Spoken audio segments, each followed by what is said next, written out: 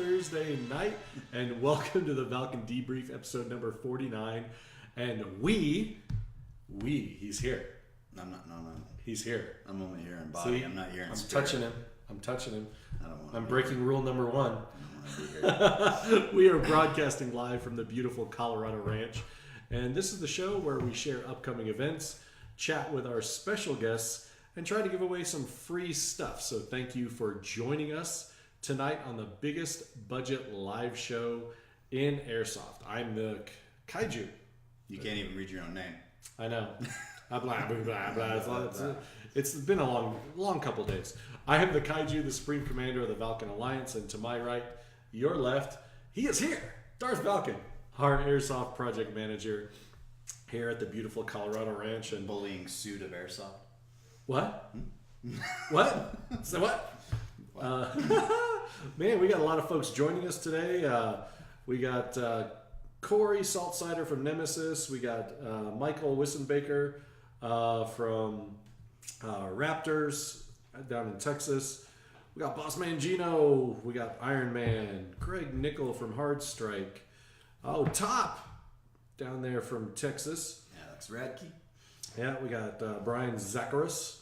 Hey, Brett Banks, what up? How's it going? We also got Levi from Airsoft Republic joining us. We got Jimmy Beckett, formerly of Airsoft Insider. How you doing, man? Oh, Jimmy. Wow. Dude, I haven't seen Jimmy in a long time. We got Devin Pedley. What's up? Hey, hit that share button. Hit the like. I'm going to mash the like button. Let's see. Oh, Richard Hurry from Airsoft C3. Let's see. Who should I'm going to tag somebody. Let's see. Who should I tag? Oh, You always tag Woodcock. I know, but you know what? I'm tagging Mrs. Kaiju because it's our 15th wedding anniversary. Congratulations. Good for you. I know, and if I don't show her any attention, I'm going to get beat up when I get home. Gotta love the institution of marriage. Would you go skydiving if they told you 7 out of 8 shoots failed? Why is everybody you're married? You forget, I used to pack my own chutes. Exactly. I used You know to the statistics. I used to pack my own chutes. 7 out of 8 marriages And- fail. Yeah.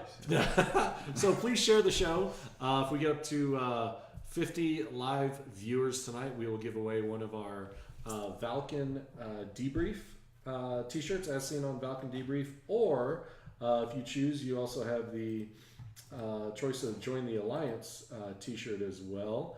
And popping up there on your screen. So there they are.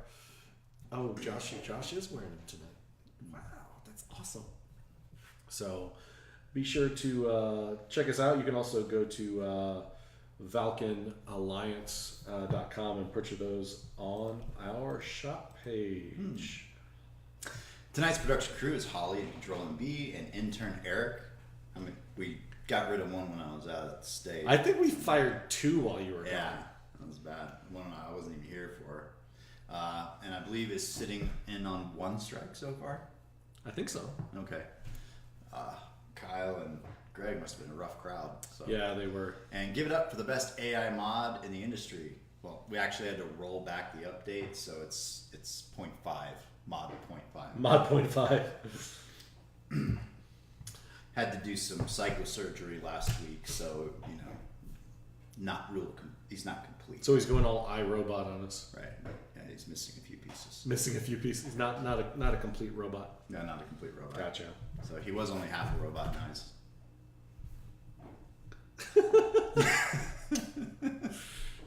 We love our iRobot. So our overachiever award. Yep. So who's our overachiever? Corey Saltsider. All right. And he's in San Diego right now. What's in San Diego? I don't know. Him and Christine Holiday? flew to San Diego like yesterday That's or awesome. the day before. So he's actually watching 2 hours earlier than he normally does. Though he's not complaining about our old primetime slot. I'm gonna put the kids to bed. I'm already in bed. Well, they don't have kids, remember? So yeah, buy a shirt, support the show. We gotta keep that budget, keep this machine going, keep the camera rolling.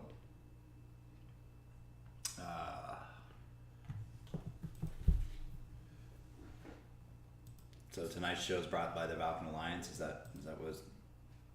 Yeah. Show every night's brought to you by the Valken Alliance. Just head on over. All right, just head over there, sign up, join our player program, get lots of cool discounts, lots of free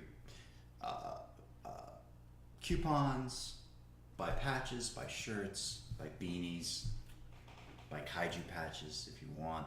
Oh yes, kaiju patches. Gotta love those.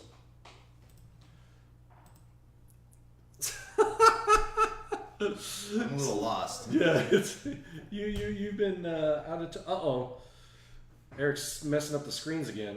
Stuff getting. Those are our regions. I know. Eric, strike 2. Sorry, buddy. Strike 2. It's pushing on 1. So, real quick, before we move on to events, we're going to cut to a very quick commercial break. Hit that like, hit that share button, and Mrs. Kaiju says 15 long years of love. At least you put in their love. That's awesome. So we will be right back with events and our special guest right after this quick commercial break. Hello, this is Chris from Enola Gay, and you're watching the Valken Debrief.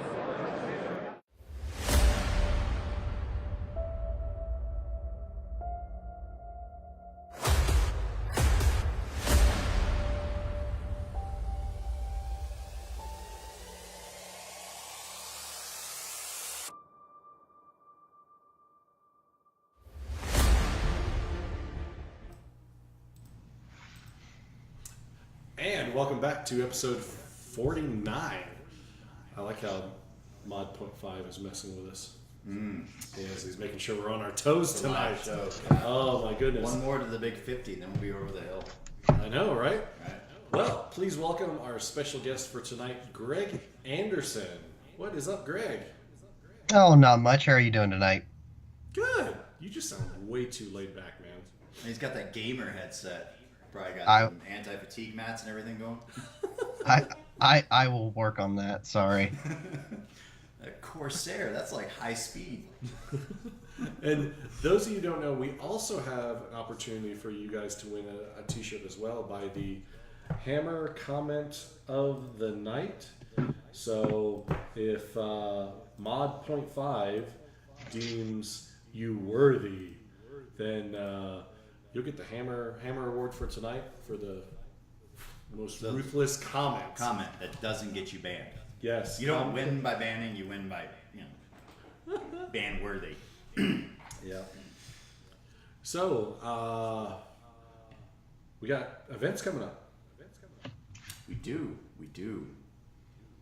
All right, let's see. Events is brought to you by East Coast Airsoft in Bel Air, Maryland.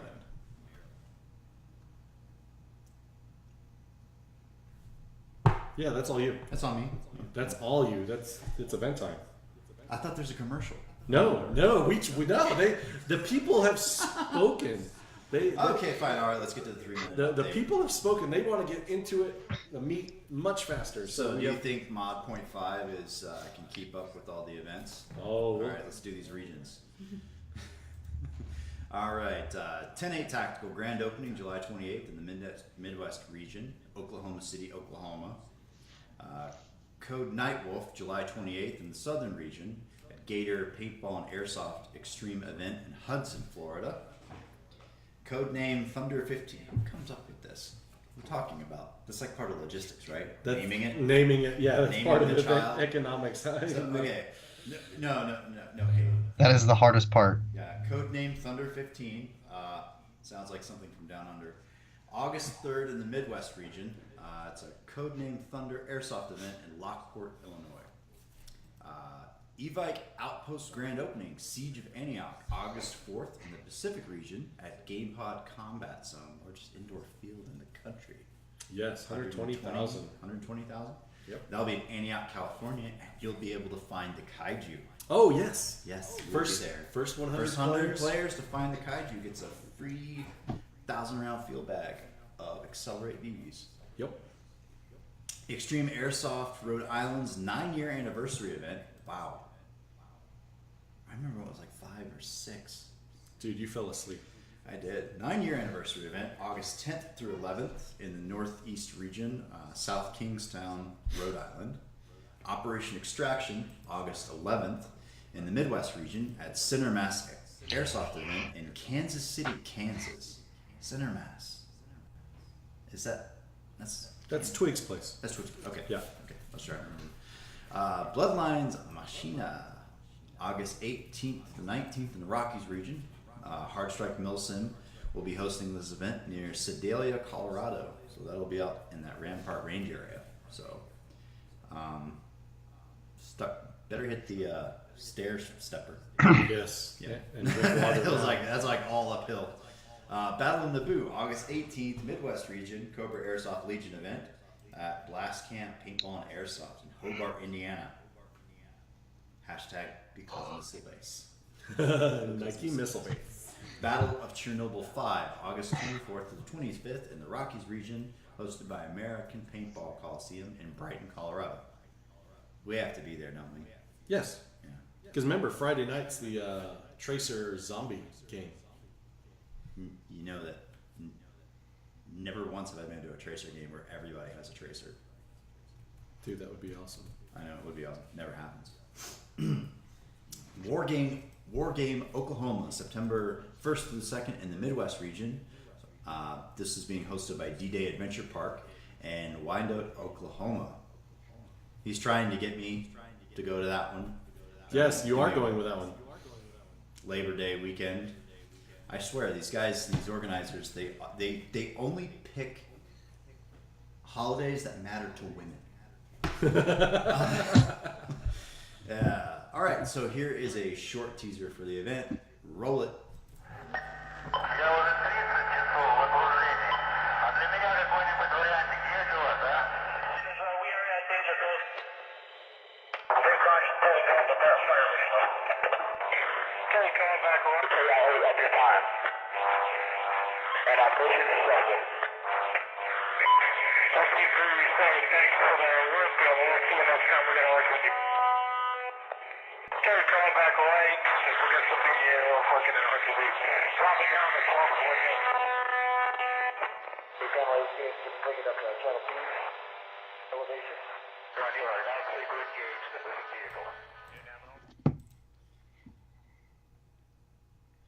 Did we pick up anybody new in the?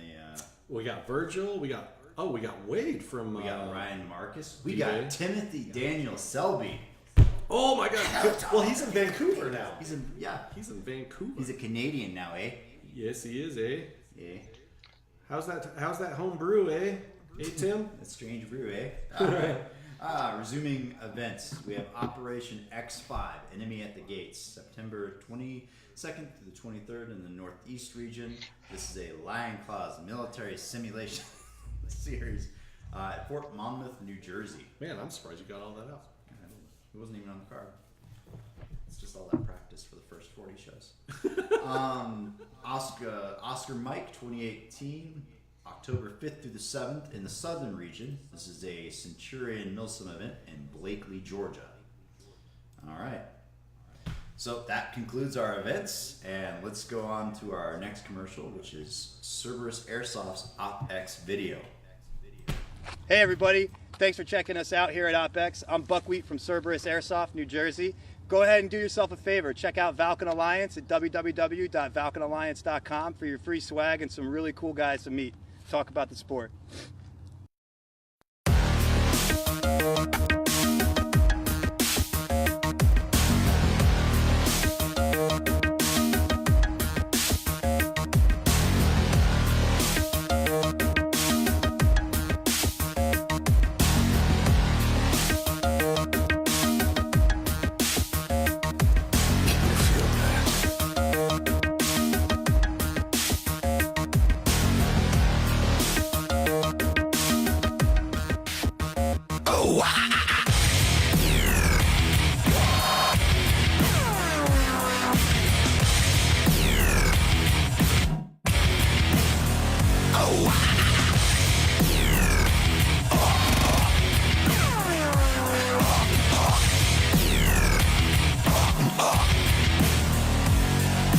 Drowning deep in my sea of loathing, broken your serpentine nail. Will you give in to me? It seems what's left of my human side is slowly changing in me. Oh,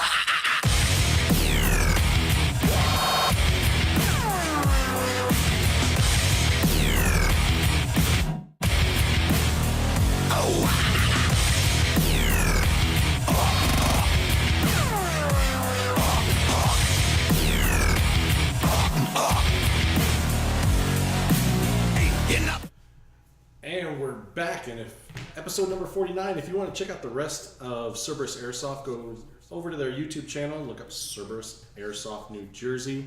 You can check out the rest of that video from OpX, which from June, and we're going back in September.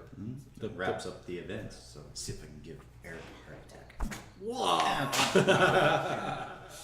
All right.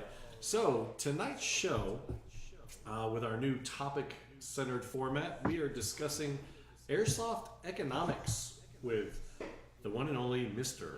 Greg Anderson. We just always knew him as Anderson. Did he have a At call least- sign? No, he had no call sign. He was just always Anderson. Just always Anderson. It was Anderson. That was intentional, Because call signs are gay. because call signs are gay. All right. So, Do we need to explain what airsoft economics is to the viewers before we go any further? Was that a question to me? I don't know, because I've got a blank stare over here from the kaiju. Oh. Yeah, So- I think we need Well, to no, because we'll start with we're gonna, what is airsoft We're going to economics? throw Greg off. Okay, Greg, we're totally going off script. We're going to derail you. All right, that's fine. I'm already terrible at this thing, so that's cool. So, before we get your definition of airsoft economics, just give a quick background check of yourself, so people Yeah, know where you're coming what from. qualifies you to run an event? So I founded 3 companies. I currently own 4. One of those was an airsoft company. It was a 200,000 square foot arena, which is currently still in operation. I sold that off about 4 years ago now. I've also organized my own events, been an event producer, and I was a commander for several major Milsim companies over the years. So that is my background. All right. So, because we asked Kyle, what are the was it an IQ above room temperature? Yeah, 120. All you need is an IQ above 120. Alan. Alan says, airsoft economics, ... Oh, this will be fun.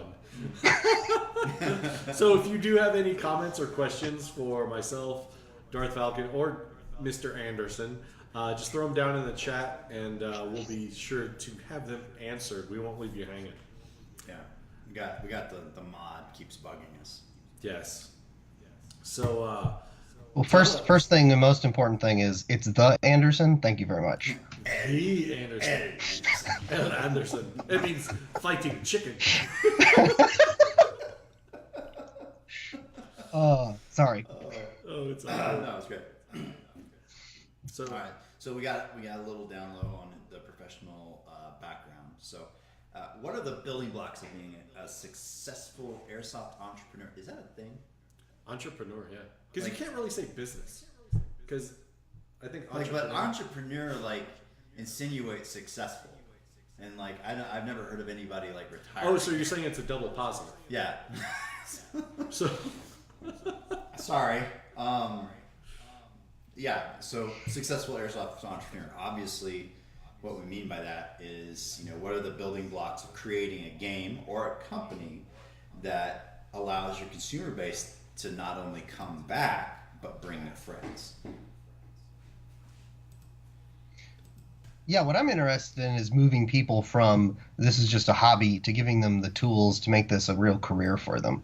And when you can move people from this is their hobby that makes a little bit of money to this is a career, that's when they're really going to start becoming a multiplier and a multiplying force and really growing this into a massive thing that is not just paintball's little brother, but is the major hobby or sport or whatever it is that you prefer to call it,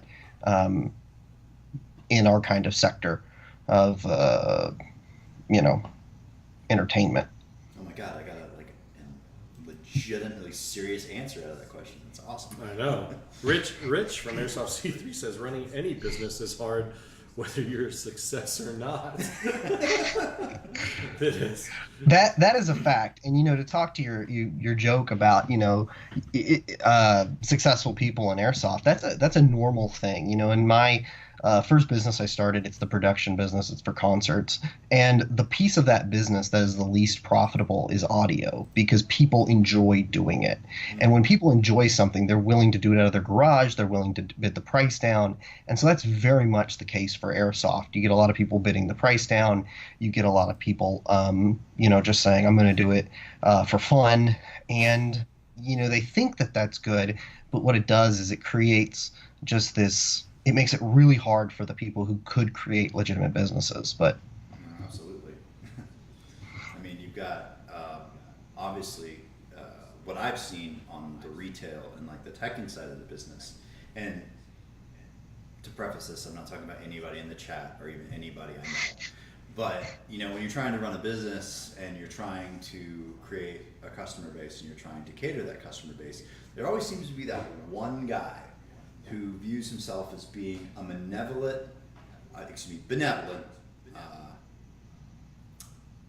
like altruist, like a tech. That's like, oh, dude, they shouldn't charge you for that. Here, I'll just do that for you for free.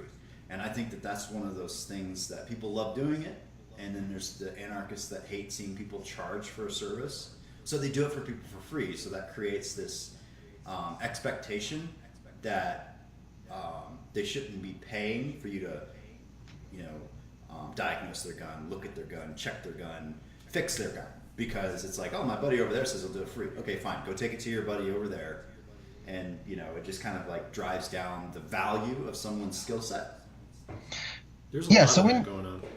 When you do that, I mean, really what you're doing when you do that to a business, one, is you're hurting the amount at which they can succeed. They could, that store owner could become a master tech if he was allowed to do so, or you could attract better people who could become better techs if you didn't do that. Because here's the reality: is the average airsoft player has a life span in the industry of 3 to 5 years. That's the average, depending on your community. So if you're like, well, I put a lot of energy into this the first 6 months, I kind of figured out how to tech, so I'm going to do it for free, you're going to be gone in 3 to 5 years, more than likely. And so then the next generation is going to come through, and you've now made it so it's not sustainable for that store tech to feed his family on this when you're going to be gone in 3 to 5 years. Yeah. It's like, it's constantly, it's that hobby and that career, like butting heads. And there are some really awesome examples of guys succeeding and creating a really cool business model, like Fatco Customs. Fatco, yes. Like, he does really good work. People speak highly of him. People want his service and willing to pay and wait, and he's actually got a pretty badass turnaround time. So, like that to me is an exception to the rule that exception should not exist. And speaking of the building blocks, we're always talking about starting at the local level, and Greg, you have some opinions, some pros and cons about starting at the local level, right?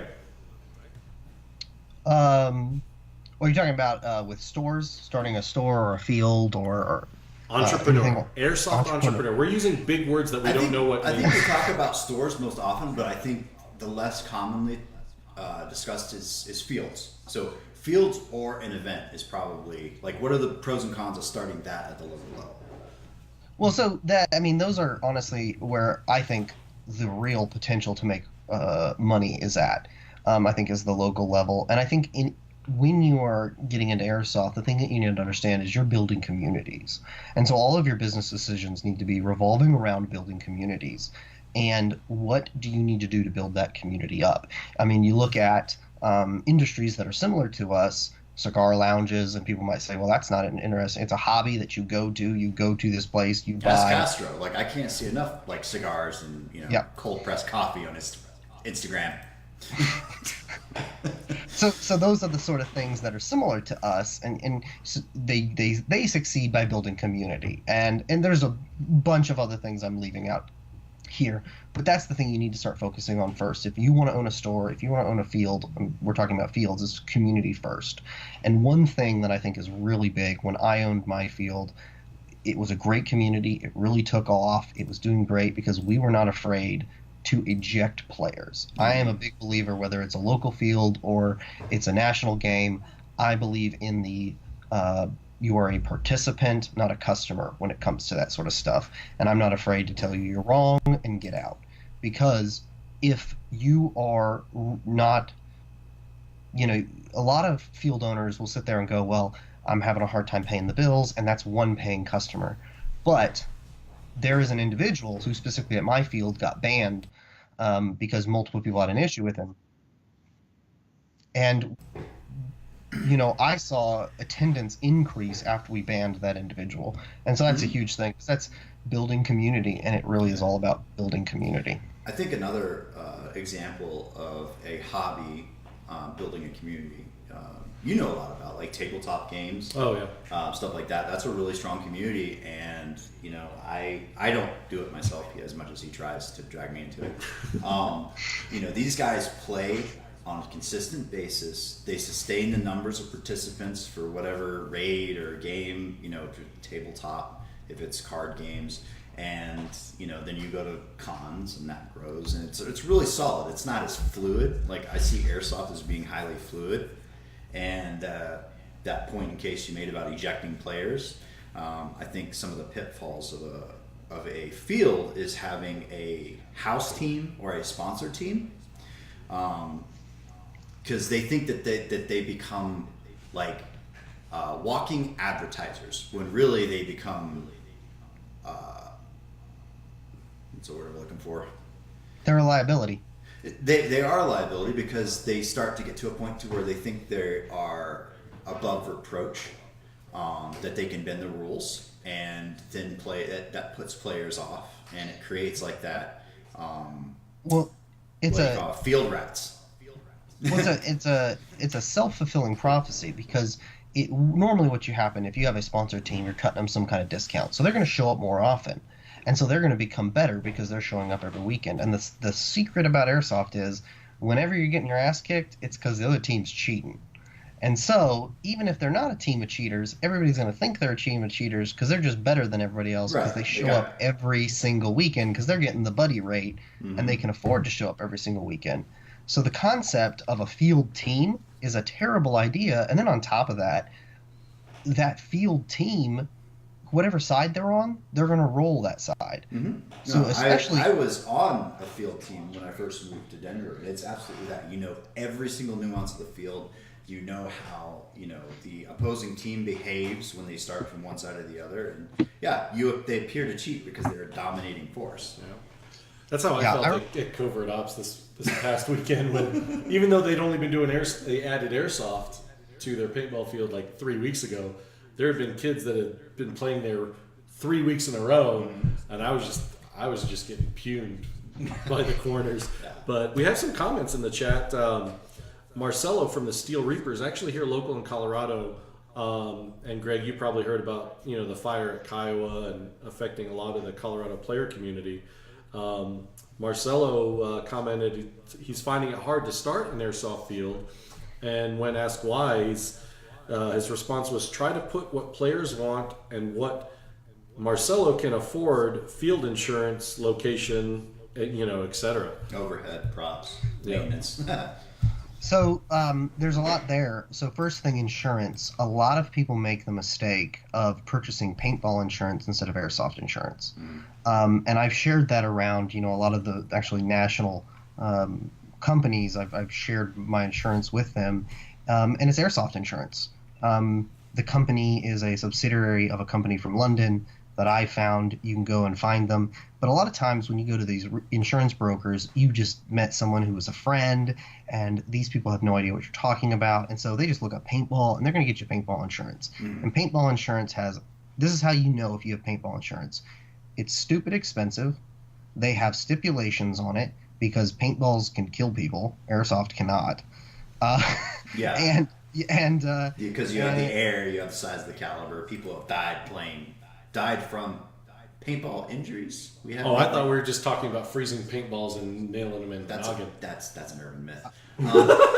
But I heard, I remember JP telling me an old paintball story, and I hope that's okay. I dropped his name, but he's telling me an old paintball story about how some dude ran up on behind him, and they weren't even frozen paintballs. They just stitched him up the back, and it knocked him out. You're not doing that with airsoft. And so anybody, in my opinion, that's another topic. But yeah. airsoft doesn't hurt as much as paintball. It really doesn't. It really doesn't. But it's a contention point, but it really doesn't hurt as much. It does not. But anyway, just the joules. Your joules double whether it's hitting on the hemisphere or the seam, and getting lit up several times in the back of the head. Yeah, it'll knock you out. You'll be unconscious. So yeah, that's the absolute point. But back on insurance. Sorry. So you should be able to find insurance depending on the volume of players that you're going to have, and you can always lie and say it's less than what you think it's going to be, because they'll audit you at the end of every year, and if it was less, they're just going to charge you more after the audit. Mm-hmm. So you can always shade the numbers. They're like, he's probably lying, so we're going to add this margin of error. They'll audit cover our butts. So if that's an issue of getting started, but they normally have a minimum rate that no matter how many players you're going to have attending a weekend, they're going to charge you, and that is normally about $1,200. And you can split those payments up monthly. So if you can't make $140 a month, which is what it would cost if you paid monthly, you probably do not have enough capital to start a field. Right. But you should be able to find that. If you're paying more than that, you probably have paintball insurance. If they're telling you have to wear full seal goggles, you have to wear face masks if they're under 18, you have to do things, you're probably dealing with a paintball insurance company, because my company literally said, we don't care what you do as long as you have liability waivers. They literally told me, I don't care if you enforce iPro. Wow. Well, I guess because if it's a UK company, they come from everyone's using shooting glasses. It's not even full seal. Right. Well, the studies have been done, and everybody will argue with me on this, but the studies have been done. Airsoft guns don't put your eyes out. They'll cost some money. You'll go to the doctor, but the insurance companies have done the studies. And well, if you're at 1.5, greater than that, you're running all sorts of crap. But yeah, there are caveats on there, of course. Yeah, there are the little caveats because someone's going to raise their hand in the chat and be like, well, I know this guy that happened on this date with this thing, with this gun and this brand. Well, there was unfortunately young man that lost his eye here in the local community. Yeah. And I'm waiting to see what the insurance result of that is. So I take it back. I apologize. I thought that this was my insurance carrier that doesn't happen. This was in a staging area. It's one of my biggest pet peeves. It's my gun is unloaded. This is my safety crap, and pulled the trigger, and the young man was injured. So. Well, and let me be clear. I am not saying that I am a big believer in complete safety, in covering your barrels when you're in the staging area, in wearing eye protection. I'm not trying to say that at all. I'm just saying the insurance isn't going to make you do that. Well, just for me personally, since I've been, I'm now taking my son out more often, I actually now have barrel covers. For our guns. It's a nice peace of mind. It is. It's peace of mind. Yeah. I know he's not going to accidentally shoot somebody outside the safe zone, because before we walk off, he's got to put that barrel cover back on. Man, we got several folks joining us. We got Timothy Green checking in from the is that our Midwest? Not Great Lakes. Yeah, Midwest. Yeah. I'm still learning all the regions. Man, we got Matt Holler from Mid Missouri Airsoft. What is up, Matt? J.R. Farrell, Brett Banks, hanging in here. Austin Green from Airsoft Republic says, the airsoft community is small. If you don't take care of your community, And listen to your customers. You will not be around for long. Your business model will not work without attracting repeat customers. That is absolutely correct. I mean, and I know when I was running my field, we had a rule that basically we would track every report of a person causing issues. And we had a whole system in place of, we didn't even verify it. It was just if we got X many complaints about a person, you were suspended, and then if it happened again, it was another suspension for longer, and then if it a third time, so if we built up 12 complaints on a player, we just ejected them, even if, because at that point they're doing it. Yeah. You're not going to get 12 unique people complaining about the same person. Yeah. And I think that's really important. That's a huge thing to, for morale and for, showing players the value of following the rules. I remember when I went to Irene back in the day, and this was 12 years ago, and I remember I get that, I remember being scared that I was going to get ejected. Yeah. And I think those were like the Tasso rule set days, weren't they? Yeah. Oh, yep. Yeah. Those the Well, tasks. Wait, these are was that- normal Tasso rule sets with this 1 or 2 modifiers. Go. Was that the year when they had the airborne bicycles? Oh my god. Oh. Yes, there is a video. So Holy hey, smokes, so we were both time at out. that same event. yeah, so the bicycles, right? The YouTube video of them on the bicycles. When you watch that dude jump through the window and then cap a dude, I'm the dude he capped. You're like, really? I was so mad. I was like, did they cheat? How'd they get here? I was storming off after that. I was like, those cheating sons of bitches. Oh my gosh! So let's rewind it back to the economics stuff. So, part of the things to be successful, we're talking about repeat customers, but also what platforms are companies such as that are not airsoft, like escape rooms, iFly, they're being Dart Wars. They're being successful at advertising. Why is that, Craig? Well, they have a huge advantage, and that's they don't have guns. So they're allowed to advertise on Facebook and on, those other platforms, which are right now the most powerful advertising platforms. We don't have those. But what we can still use is the ones that will take our money. Groupon will take your money. So you should be using Groupon. You should be building email lists. There's some great tools out there to help you build email list. Email list is still the king of marketing. What you'll want to do is curate a list of people who want your information. You're going to want to create 80% value for that person, upcoming products, discounts, events that are coming up, just stuff like that. And you're going to want 20% sales material in those.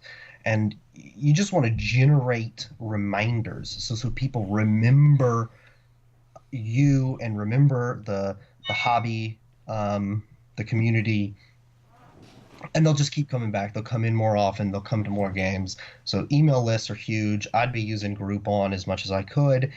Facebook, you need to be active on it. You need to be using it. It's unfortunate that they won't take your money, but I mean, even with that, my marketing company has a client who's a gun store, and we generate a lot of business for him, even though we can't pay Facebook. So there's still ways to do that.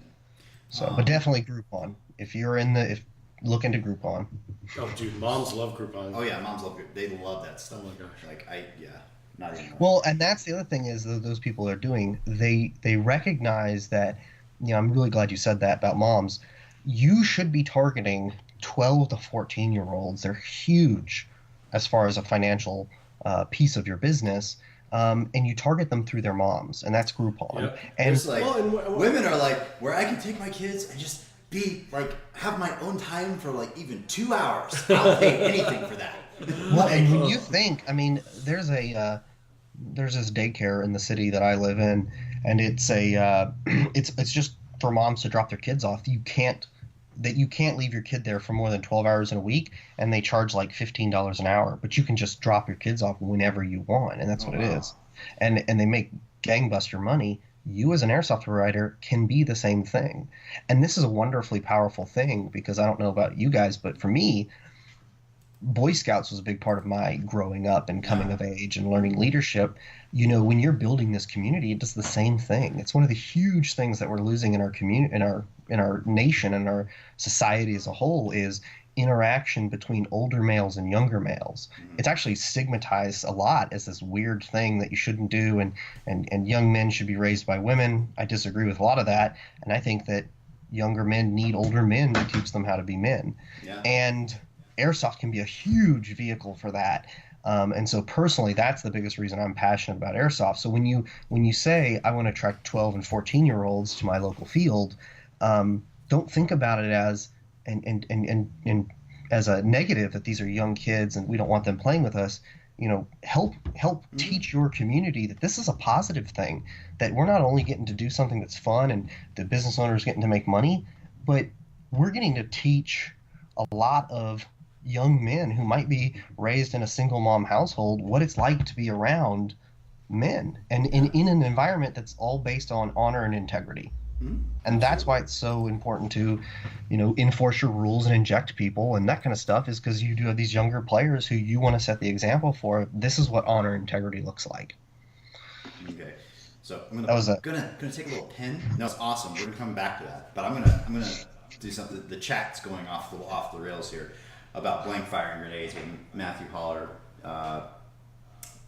Legitimate question. I can bring my buddy Seth in. Again, everybody loved him, he was on. But the easiest thing to scare the pee out of your players with blank fire grenades are considered a destructive or unregulated device by the ATF, and it is actually illegal to own unless used in professional capacity of law enforcement or training. So your average airsoft using a blank fire grenade is bad news. So ban them. Thunder V's are not blank fire. They're CO2 devices that rupture a plastic membrane. That's it. So You said membrane, whatever, shell, doesn't matter. It's plastic membrane. This is why he's the beautiful mind genius guy when it comes to airsoft techie stuff. Can I jump in on that for a second? Sure. So there's another piece there that is, as a business owner, you should be aware of, is liability. There's a term called negligence. That was going to loop back to your liability and safety. So. Well, yeah, there's a term called negligence, and so if depending on your state, depends on the threshold of negligence, and that's when lawsuits get crazy expensive and your waivers go out the window, is when proving negligence. And so if you allow a product that's illegal, that's default negligence. So there you go. All right, now we're gonna.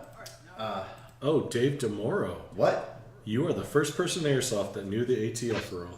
No, Dave, thank you, but actually that knowledge is passed on to me by my good friend Seth Charbonneau. He keeps me updated on a lot of stuff that rubs up against airsoft. So, but thanks for the comment. But yeah, I take it pretty seriously because it's that reason we can't have nice things and why people are always trying to take our toys away. Yeah. And Dave, he runs a field down in Temple, Texas. Yeah. Temple Airsoft. Yeah. So Got thanks for joining us, Dave. Got a military museum. Yes, military museum. Holy smokes. A lot of military vehicles there. We got Freddie Flux from Veterans for Airsoft joining us.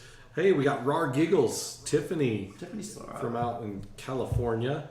We got Gus from the Oklahoma Jaegers. They're actually, Oklahoma Jaegers are the co-host, co-designer of the War Game Oklahoma event coming up on Labor Day weekend. So they're helping out running that event. So shout out to Oklahoma Jaegers. So Dave says 26 Humvees. Yes, I remember it was a big number. That's not HMW. Is that what Humvees? Yes. Okay. Yeah. All right. That's why we have a compliance manager. Yeah. Yes, Alan. You guys definitely walk that. You guys definitely live. Well, especially Chris Group. Chris Group. Yeah, you gotta. Okay, come in the background of that pen. We're gonna take that little pen, come back to this community, and I think we've talked about it's that fostering that younger generation,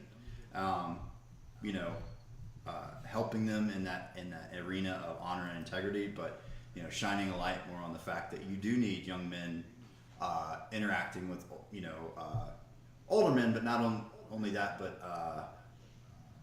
productive, healthy, sane members of society. So. Dylan Seabury is asking if you can get Greg's autograph for him. Dylan, oh my gosh. That's a name I have not seen pop up in a long time. How you doing, Dylan? We all love Greg's autograph. Will you autograph my topo map? My comm matrix. So, I just pretend like that didn't happen. Like that kid, man. okay. So, we've talked about, retainability versus growth, how to grow your airsoft, business using different methods. Stop advertising toward airsofters if you're an airsofter, and try to get that new crowd with things like Groupon, email marketing. So what should the mentality of an event organizer be? Should it be focused on, the event, or should it be focused on the community?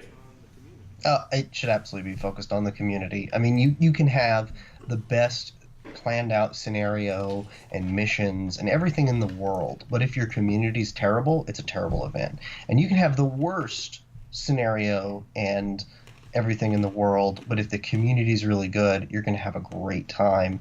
Maybe not as good as if the scenario was a good scenario, but you at least will enjoy yourself if you're with a good community. So I think for that reason, community has to come first. I can attest to events that just go off the rails, horrible, but if you have a good group of guys with you, your team or whatever, and it makes or breaks the whole experience. Especially if you surround yourself with everybody and everybody's like kind of in that positive, forward-looking mindset, because it becomes pretty toxic when you have people that start complaining, critiquing, and it just poisons the well. And then I heard this guy say that he saw this problem, and this guy do this, and then it did all this stuff. Yeah, most of the time, like all the best events I remember, I actually remember Jack squat about the scenario or the event or anything. It was about, it was like me and the people I were running with, we did this, or that, or it was the camaraderie. It really had nothing to do with the event itself. It was the fact that I was having that epic moment with my friends. Absolutely. I mean, I went to Irene 7 times. It was the exact same thing all 7 times. Like, he didn't change it until like time number 7, but I had a blast. It was he had a great community at those events. Again, I haven't been in years, but back then they were phenomenal. I'm not saying they're not now. I just haven't been in a while. And I went with a great group of guys, and I had a blast. And I didn't care that it was basically the same thing as last year, just switched sides. So, my opinion, you need to focus on the community. You need to take the steps to build that community, and I think we're going to talk about that a little later, aren't we? Yeah, I mean, it's really, I guess we're kind of already like broaching it with, the mentality of an event organizer, community versus scenarios. So that's our segue. Like you just said, you could have a great, awesome, well-written game and a community that just doesn't understand it, whether it be through mindset, uniform. Uniform restrictions are put in place to help with identification of sides when people throw that out the window, people forgetting dead rags, overall disrespect towards, authority, I guess would be another one. Well, yeah, I mean, you have, Tim Green says, be positive with the community, and trolls or be toxic. Nicholas says player respect is something that needs to improve in our community. Well, the player respect, I mean, that's not going to happen unless the game organizers hold players to those standards. That is, the player respect completely comes from what they're allowed to do. Many people will devolve to the level at which you let them. You need to not be afraid of losing a customer or two and say, no, I'm going to make you go walk back to the car because you broke the rules. You're going to go get a dead rag. Oh, you don't have a dead rag? Okay, we're selling them here. You can go pay for it. You don't want to do that? You can leave my event. I don't care. Because the three of us, we all have young children. And it's almost like airsoft players, and just as an analogy, is like a 3-year-old. You're saying, don't do that, don't touch that. And they're just sitting there going, they're looking at you, and they're reaching over, and they want to touch it. Telephone. Sorry, I thought that was off. And it's... Well, at least it's not on your phone, and then like all of a sudden the screen goes blank. But it's why are players not respecting others and trying to push that limit? Well, I think we often see that in environments where ejection is not a fear.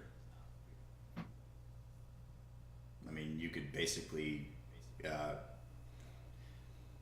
stand that analogy up with parenting styles. The same kid will act differently with one parent or the other, or school versus this. So I mean, it's that environment, and it's that expectation. Dad or mom expects you not to do this, and they enforce it.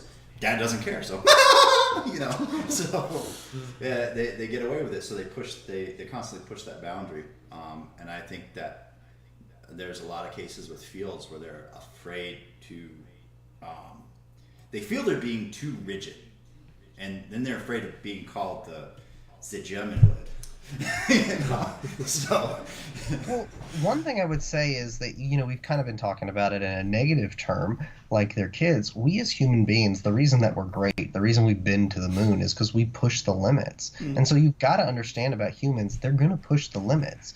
And so if you say, they're a bad person for not bringing their dead rag, no, you're a bad person for not making them bring their dead rag, because humans being humans push their limits. And that's the reality of the world that we live in. That's why we have microwaves and refrigerators and food at a drop of a hat. We don't have to worry about starvation, is because we push our limits. And so the idea that, people just shouldn't push the limits and they should just respect my rules, like, I guess that's okay, but that's a naive fairyland that we don't live in. We live in a world where human beings push the limits, and they're going to push whatever limit you want it to, what you're going to let them. And so you shouldn't look at them as being bad or children or whatever for pushing the limits. They're going to do that. So if we have to, as event hosts or field owners, have to help provide accountability for that, and we touched on this a little bit last week, staff, it's a big part of accountability. And when it comes to accountability, should staff, be paid, or, should you allow free volunteers to help with your event or your field? You should absolutely not allow free volunteers. A staff is a representation of your organization. And if you allow a free volunteer, you have no control over that person. Now, you can say he's a good guy and he's going to take care of me, or he's not going to do. Again, it's a totally different ball game when you're paying them and there's expectations ahead of time. What I would do with my staff is I would immediately have them sign non-disclosure agreements, because there's going to be information they're privy to that doesn't need to be shared. And then I would also immediately some sign. people don't always violate that. There's no malice, but it's just that expectation is not brought up at the beginning. So you're setting that standard. Like, hey, there's things we do here, and the stuff that I'm showing you how I run my business. Don't go across the street and talk jack about the other guy because you don't know any better. Right. And then expectations, and they should sign that expectation list. Because again, clarity is everything with people, and then you need to hold them to that expectation. But it's unfair and it's unrealistic to ask someone to come. Just from a business owner, I like to take care of the people who take care of me, and it's unfair and it's unrealistic to say, "Hey, why don't you not work this weekend? But I need you because the project has to get done." That's what you're doing, because these people have regular jobs. So you're basically asking them to give up their weekend to come help you. And if you're just getting off the ground, maybe that's okay. But once you've got a couple events under your belt, you really need to move away from that, because they're going to eventually feel taken advantage of. And so you should definitely pay your staff. Whatever that is, between you and them. But non-disclosures. That's actually the next question about we're saying the non-disclosures, but what about non-competes? So non-competes are interesting. It depends on the state you're from. True. The right to work. State of Oklahoma. In Oklahoma, non-compete's not worth the paper it's written on. So the only thing a non-compete's going to keep them from doing is opening another business that's competing with you. So from that aspect, if you're expecting the non-compete to do that, I don't see a problem with it. If you're expecting the non-compete to keep them from going to work with your competitor, right. That's not going to do anything. Yeah, so I guess I don't. That's a really good point. Working for one company or the other. I think what I was thinking of was that person under you learning and being like, oh, I can do this better, and then they go across the street and set up. To me that's what a non-compete's for. I'll be honest. I don't typically worry about that because I take care of the people who work for me, and so I don't want to go out. Oh, Dave says, no, let them go under. 6 months later, when they go under, I just buy all their stuff. It's true. It's funny, but it's so true about typically there's one dominant guy in the region. All these other people come up. They got these great ideas. They don't make it, and then they're like, oh, I'm just going to buy his stuff. I'm going to make it. I'm going to work really hard, and I think that circles back around to people that work harder for less because they enjoy it, and then that's not going to make you successful. Dave also had a good comment. Rich in debt. Pay. Pay your staff. Definitely. Otherwise, it's a liability issue. When we're talking about events. Okay, event organizers. Greg, what is your definition of a staff member or an employee? You mean what? When is that? When are they a staff member and when are they an employee? No, it's the same thing. Oh, okay. Yeah. What are the things that make somebody an employee of your company? Well, so different states have different standards. I actually live in Oklahoma, and in Oklahoma we have higher standards than the federal government for what an employee is. But in general, an employee is someone who you give direction to on site, who you provide tools to, and who you tell when they start working and when they stop working. So if you're doing those things, that's an employee, no matter how you're paying them. And that's really important because if you're paying them $10.99 and you're doing those things and the IRS finds out about it, they're going to make you pay their back taxes. Ouch. And if you have more than one employee? Yeah.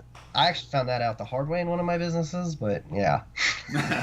So basically what you're saying is you make sure you pay your staff and you research and do your homework on how to legally do that. Well, and there's one thing we skipped over earlier on the liability stuff. Do your research on waivers, because in the state of Oklahoma, for example, waivers are rock solid, and you basically, if you break your leg at an event, you're not going to get anything out of that event organizer. But state to state, the laws are different. And what you're looking for is what is your state's standard of negligence? Because once you cross the threshold of negligence, the waiver goes out the window. And so in Oklahoma, it's a super high threshold for what negligence is. Whereas in other states, we won't mention, but it literally could be if there's a 20-foot cliff, you have to build a fence so that they can't fall off that cliff. In other states, it's you've got to put up little orange flags so that they can't fall off that cliff. So I personally would never organize an event in a state that has really low waiver laws because for me it would just be too risky.